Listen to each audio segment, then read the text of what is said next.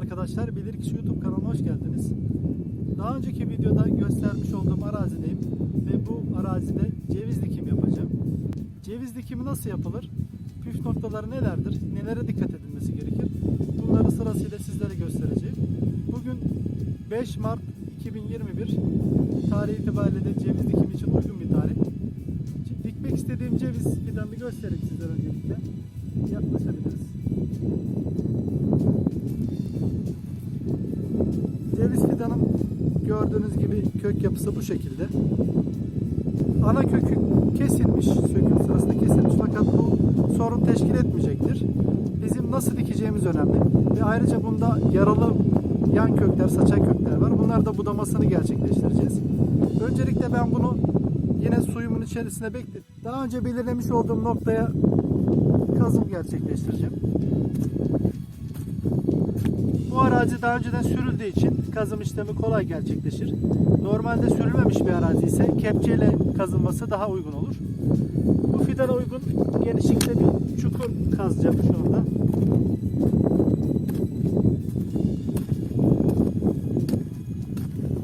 Görüldüğü gibi toprak yumuşak. Ceviz için de gayet verimli bir toprak.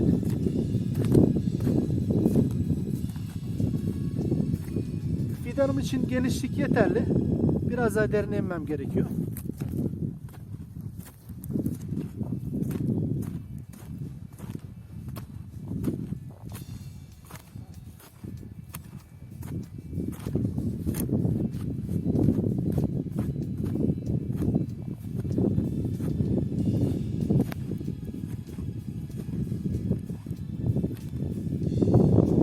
Fidana çukuruna yakından bakabiliriz. Fidanımızı getirip öncelikle bir çukurda deneyelim. Görüldüğü gibi fidan için yeterli bir derinlik. Evet arkadaşlar, çukurumuz tamamlandı ve şu anda kök budamamızı gerçekleştirmemiz gerekir. Görüldüğü gibi yaralı köklerimiz mevcut. Bu kök tamamen yaralı. Onun için dip kısımdan kesimini yaptım. Bu diğer köklerinde dış kabuğu soyulmuş. Bunları da kesmemiz gerekir.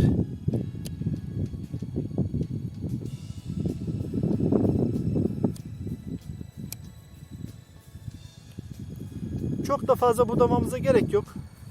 Çukurumuzun kenarlarına değmediği sürece köklerimiz bize bir sorun teşkil etmez. Eğer ki köklerimiz çok büyükse ve açtığımız çukurun kenarlarına değecek şekilde ise bunu kısaltmamız gerekir. Neden köklerimizi budadık? Çünkü yaralı köklerden kurtulduk öncelikle. Çünkü açık kısımlarından bakteri kapma ihtimali var. Ve aynı zamanda köklerimiz çok fazla uzun olduğunda kenara temas edip tekrardan sert zemin olduğu için iç kısma doğru büyüyebilir. Bu da ağacın büyümesini geciktirir. Eğer ki düzgün şekilde kök budaması yapılmazsa köklerimiz yeterince büyümeyecektir. Ve bu şekilde olduğunda da ağaçlarımız daha geç gelişecektir. Ve artık dikime geçebiliriz. Öncelikle çukurumuza bıraktığımızda şu an için çukur fazla derin. Dibini biraz toprakla dolduralım.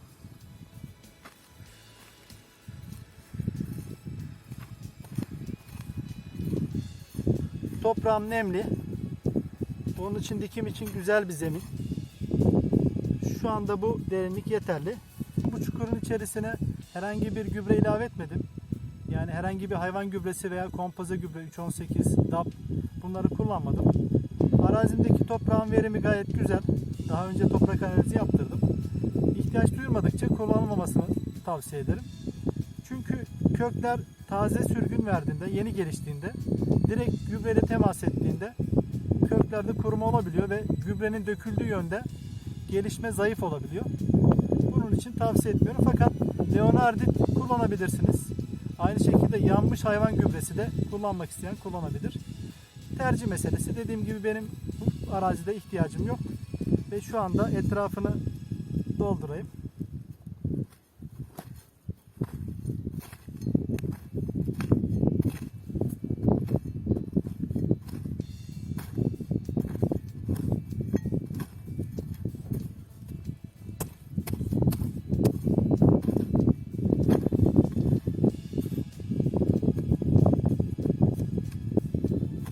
şekilde doldurabiliriz.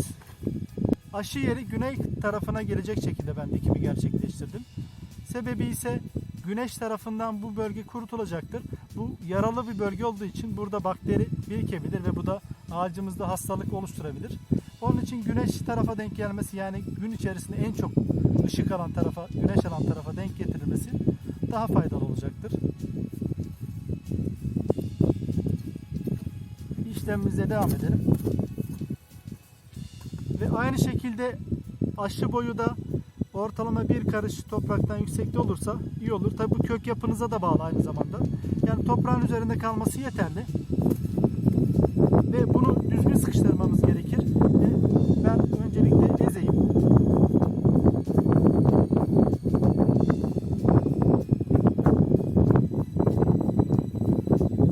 Ezildi. Ben tekrardan üzerine bir katman daha toprak dolduruyorum.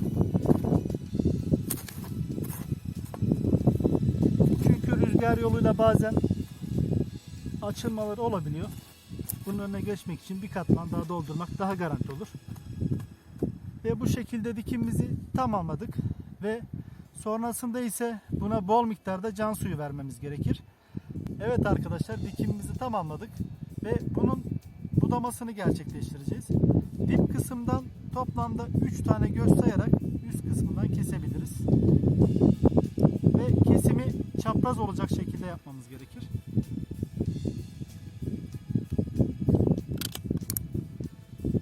Görüldüğü gibi budanabilir. 3 tane göz bıraktım. Yani bunlardan hangisi uyanırsa ona göre diğer gözlerin ikisini ben sonrasında yaz budamasıyla, yani göz yönetimiyle o şekilde koparacağım.